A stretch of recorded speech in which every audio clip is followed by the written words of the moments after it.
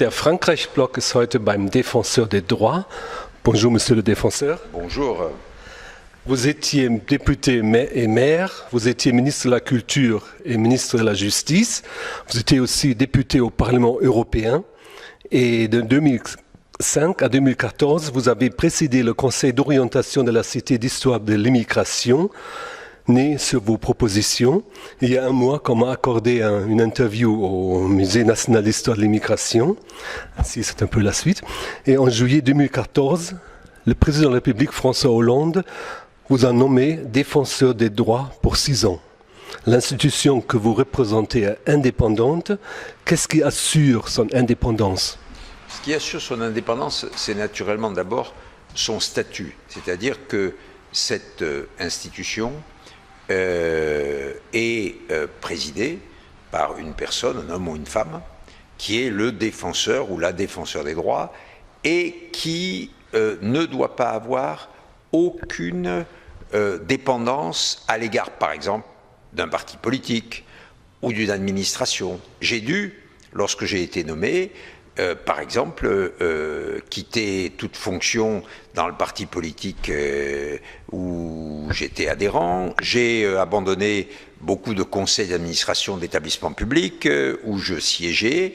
Et il y a d'abord cet aspect statutaire. Mais je crois que le plus important, c'est surtout que l'homme ou la femme qui est le défenseur des droits, et en l'occurrence moi aujourd'hui, ait un esprit libre et agisse avec une attitude d'impartialité totale. Et c'est ce qui donne à ce moment-là au défenseur des droits la possibilité de dire ou de faire ce qu'il veut librement, sans recevoir aucune instruction, sans que s'exerce aucune influence, donc d'être véritablement indépendant. La vraie indépendance, elle est non seulement statutaire, mais c'est celle de la personnalité qui est défenseur des droits. Même le rapport que vous envoyez annuellement au président de la République n'est créé aucune dépendance. Non, justement, ce qui est remarquable dans notre travail, c'est que tout ce que nous faisons, nous le rendons public. Et que donc, cela nous donne une autorité, je dirais, vis-à-vis du public, dans la mesure où je fais un rapport, une recommandation, une décision, je peux la notifier à tel ou tel ministre ou répondre à telle ou telle personne qui a réclamé, mais surtout, en la publiant, nécessairement je la mets dans le débat public et ma position devient un des éléments de ce débat de manière totalement indépendante. Notre rapport annuel d'activité, je vais l'apporter chaque année au président de la République, au président du Sénat, au président de l'Assemblée, et il devient, bien entendu, par les informations qu'il contient, un élément de la défense des droits fondamentaux et des libertés fondamentales par son existence même. L'arrivée massive des migrants à partir de l'été dernier a déclenché ce qu'on appelle une crise. De nouveaux rideaux de barbelés se tressent en Europe, notamment sur le Balkan. L'accord de Schengen est suspendu. Trouvez-vous que ces mesures soient justifiées ? En ce qui concerne ce que les journaux appellent la crise des migrants, mais que personnellement, je ne peux pas appeler crise des migrants, parce que c'est deux mots qui sont faux. C'est faux parce que ce n'est pas une crise, c'est-à-dire ce n'est pas quelque chose qui a commencé et qui va se terminer. Le phénomène de mobilité, le phénomène de migration est un phénomène très ancien et c'est un phénomène qui va se poursuivre. Dans les décennies qui viennent, le monde sera marqué par la mobilité et par les migrations.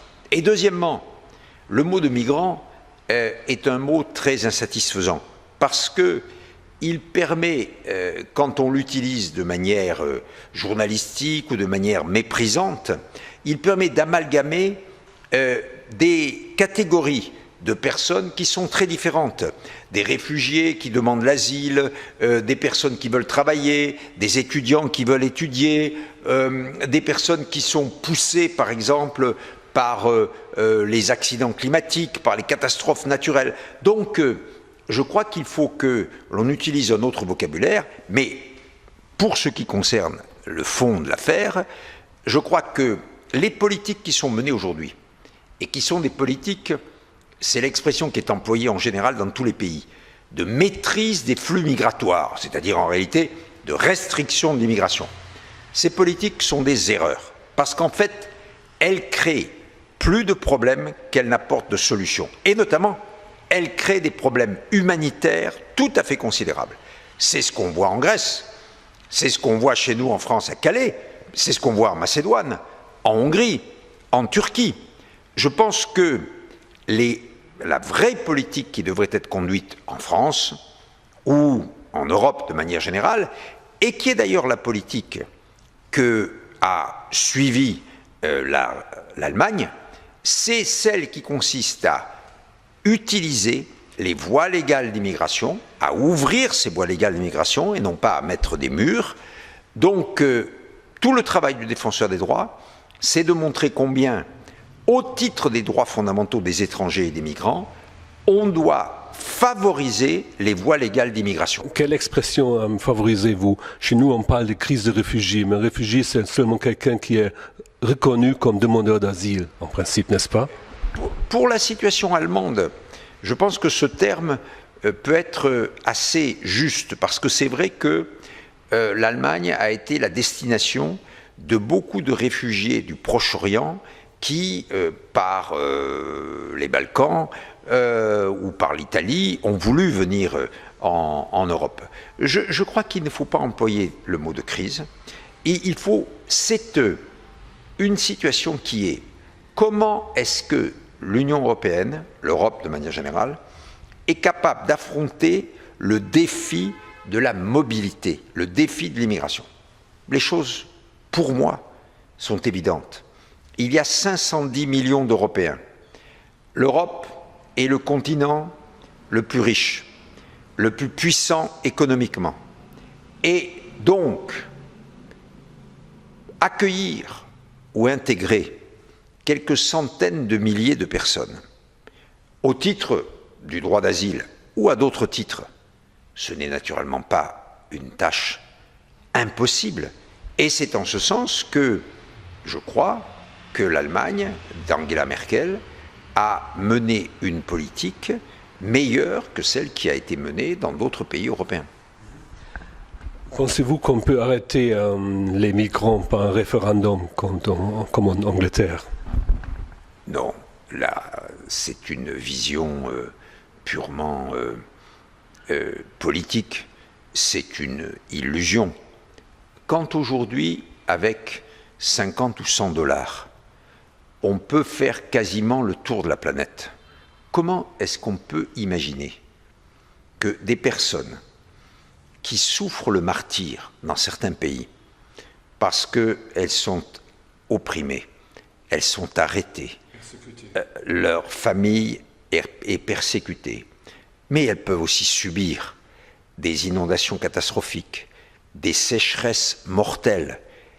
Elles n'ont plus rien à manger. Leurs enfants, lorsqu'ils naissent, ont des taux de mortalité infantile absolument colossaux. Comment peut-on imaginer que ces personnes acceptent, parce que, si j'ose dire, ça ferait plaisir aux Européens, de rester dans la misère et dans le malheur où elles sont? Naturellement, ces personnes cherchent une autre vie ailleurs.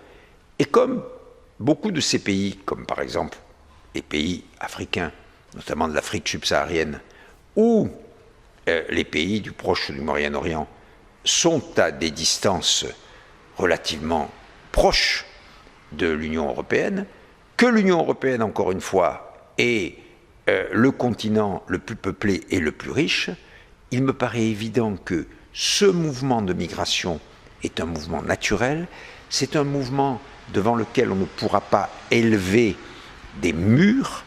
Ce que les Américains ont fait le long de la frontière du Rio Grande, et le fameux mur le long du Rio Grande, n'est absolument pas concevable en Europe.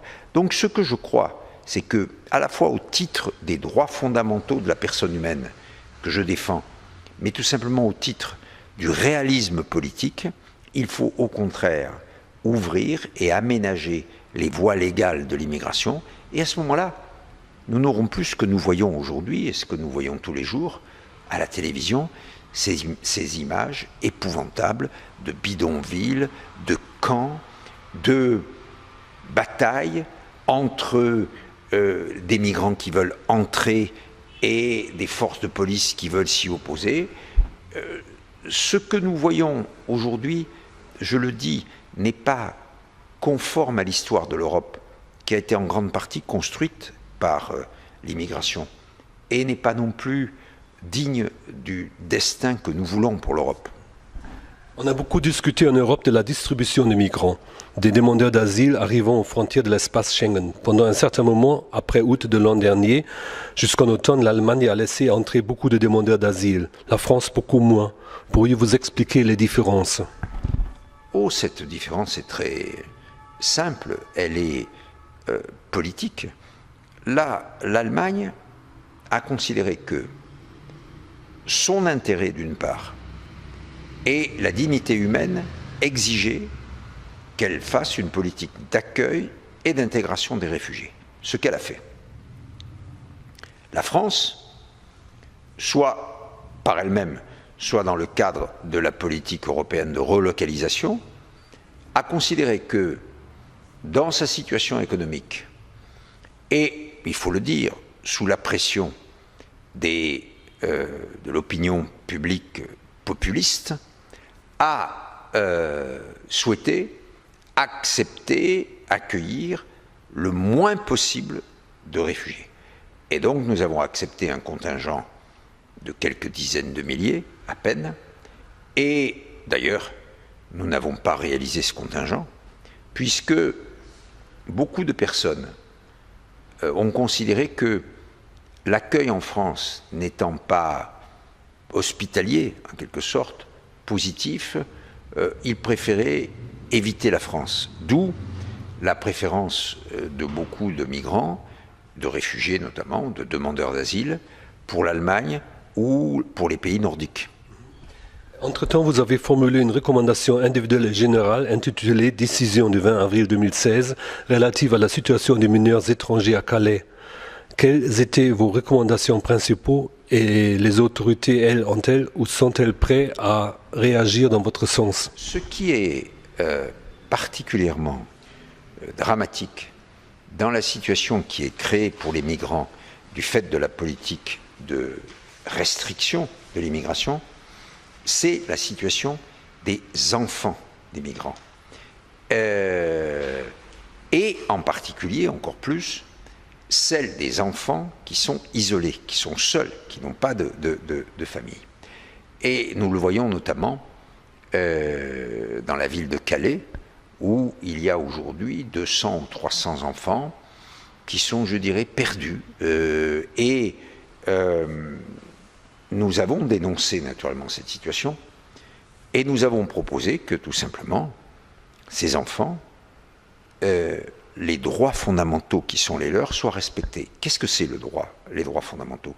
C'est le droit d'être mis à l'abri, le droit d'être hébergé, le droit d'être nourri, le droit d'être soigné, le droit d'être éduqué. Parce que ces droits sont contenus dans la Convention internationale des droits de l'enfant, mais c'est aussi tout simplement que dans chacun de nos pays, les constitutions, les droits fondamentaux, les principes constitutionnels l'exigent. Nous avons, à la suite de la recommandation que nous avons faite, constaté quelques progrès. Par exemple, une petite école vient d'être ouverte avec 2 instituteurs à Calais, et c'est naturellement pour le droit à l'éducation un progrès. Mais un récent rapport de l'UNICEF vient de montrer qu'il y a encore beaucoup d'enfants qui sont soumis à des risques, et notamment à la violence sexuelle. Une solution européenne des migrants semble être assez difficile. Qu'est-ce que vous, monsieur le défenseur, conseillerez à votre gouvernement ou à l'Union européenne? Quelle approche pour une solution à cette situation? Vous ne voulez pas dire crise, imaginez-vous. Si je peux, je prends un exemple très concret. Il y a dans l'accord de Dublin, qui est celui sur l'application du droit d'asile, qui implique qu'une personne doivent demander l'asile dans le pays où elle est entrée dans l'Union européenne, dans la mise en œuvre de Dublin, il y a des dispositions particulières qui prévoient que les enfants qui ont de la famille déjà installée dans un pays européen peuvent demander, au titre de Dublin, non pas de revenir dans le pays où ils sont entrés, mais de rejoindre cette famille. Voilà une disposition très concrète que l'on pourrait appliquer, et par exemple que l'on pourrait appliquer pour les enfants qui se trouvent à Calais et qui veulent rejoindre leur famille, ou des membres de leur famille, qui se trouvent en Grande-Bretagne. Voilà un exemple très concret. Et là encore, il s'agit d'utiliser les voies légales, d'ouvrir les voies légales, et non pas, comme c'est fait dans nos pays, et en particulier en France, de restreindre l'utilisation des voies légales. Quand on dit dans la loi française que quelqu'un qui demande l'asile doit être enregistré dans les 3 jours, et qu'il doit ensuite avoir un rendez-vous très rapidement pour déposer sa demande d'asile dans une préfecture, et que l'on constate qu'en fait, ces rendez-vous sont donnés 3 ou 4 mois après, eh bien c'est clair, c'est une façon de ne pas appliquer la loi et de nier les droits de ces personnes, et notamment le droit fondamental, qui est le droit d'asile. Donc voilà ce que je préconise.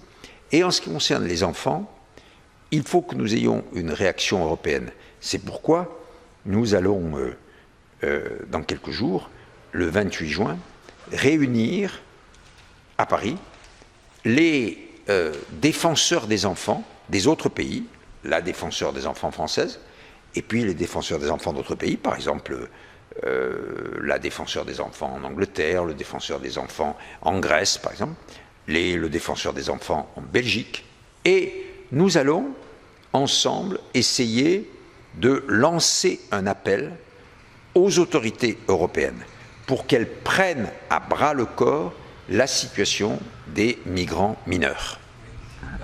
Il faut agir vite, il n'y a pas de temps à perdre. Croyez-vous que la déclaration commune qu'on prévoit pour le 28 juin sera entendue par les États membres de l'Union européenne? C'est très difficile. Je suis réaliste. Je sais qu'aujourd'hui, il y a de très fortes pressions dans tous les pays européens. La Grande-Bretagne, la France, l'Autriche, la Belgique, les pays nordiques et scandinaves, et même en Allemagne, de très fortes pressions pour restreindre l'accueil de l'immigration. Ce que je pense, moi, c'est qu'il peut y avoir, à partir, par exemple, de prises de position comme celle du défenseur des droits, à partir de prises de position comme celle de tous les défenseurs des enfants, la semaine prochaine, il peut y avoir chez les gouvernants une conscience nouvelle de ce qu'il y a un devoir d'urgence humaine, je ne dis pas humanitaire, d'urgence humaine à l'égard des mineurs migrants. Un autre sujet, parlons encore une fois des enfants. Vous venez de célébrer le 17 juin les 10 ans du programme des jeunes ambassadeurs des droits auprès des enfants pour l'égalité, JAD. Qu'est-ce que fonde, selon vous, le succès de ce programme? Alors, ce sont effectivement des jeunes qui sont des volontaires du service civique et qui, pendant une année, acceptent de faire le service civique auprès du défenseur des droits et d'aller dans les écoles, dans les collèges, dans les lycées, promouvoir auprès des enfants les droits des enfants, mais aussi, plus généralement, promouvoir l'égalité, la lutte contre les discriminations. C'est un programme où nous avons déjà rencontré, où les défenseurs, où les JAD, qui travaillent depuis 10 ans, dont le programme est là depuis 10 ans, nous avons déjà rencontré plus de 30 000 enfants à ce titre, et je crois que c'est une activité essentielle pour promouvoir les valeurs de l'égalité. Le projet de loi Égalité et Citoyenneté a conduit à votre audition devant la commission spéciale à l'Assemblée nationale. Pourquoi ce projet de loi a-t-il suscité votre intérêt, pour ne pas dire vos préoccupations? Or, ce projet formule des stipulations que vous avez proposées ultérieurement déjà, par exemple le droit des mineurs de 16 ans, révolu de fonder une publication. Ce projet est un projet que je soutiens dans beaucoup de ses dispositions, parce que c'est la première fois depuis plusieurs années qu'on relance à travers la loi la lutte contre les discriminations et la marche vers l'égalité.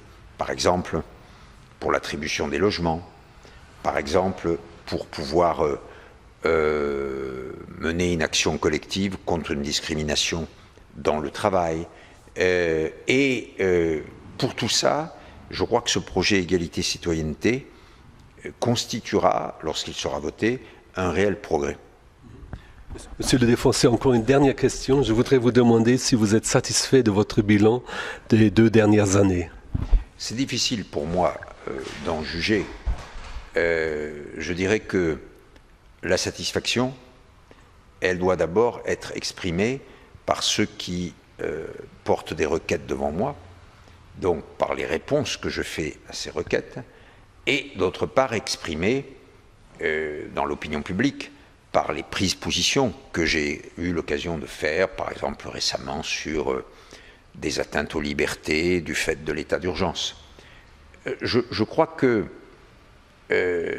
pour le reste, si je peux être satisfait de mon travail, c'est parce que j'ai le sentiment que nous avons continué, comme l'avait fait mon prédécesseur Dominique Baudis, à être efficace grâce à la qualité de notre travail, c'est-à-dire la qualité de notre expertise juridique, la qualité des propositions, des recommandations que nous faisons. Vous savez, le défenseur des droits n'a pas énormément de pouvoir, il n'est pas un juge, il ne peut pas trancher les litiges. Mais finalement, lorsque les raisonnements qu'il fait, les propositions qu'il présente sont en quelque sorte irréfragables, inattaquables, elles finissent par être mises en œuvre. Et je crois que c'est ça, à la fois la qualité et l'honneur de notre travail. Et dans cette mesure, je pense que dans ces 2 années, nous avons incontestablement fait avancer un certain nombre de droits et protégé certaines de nos libertés. Je vous remercie, monsieur le défenseur.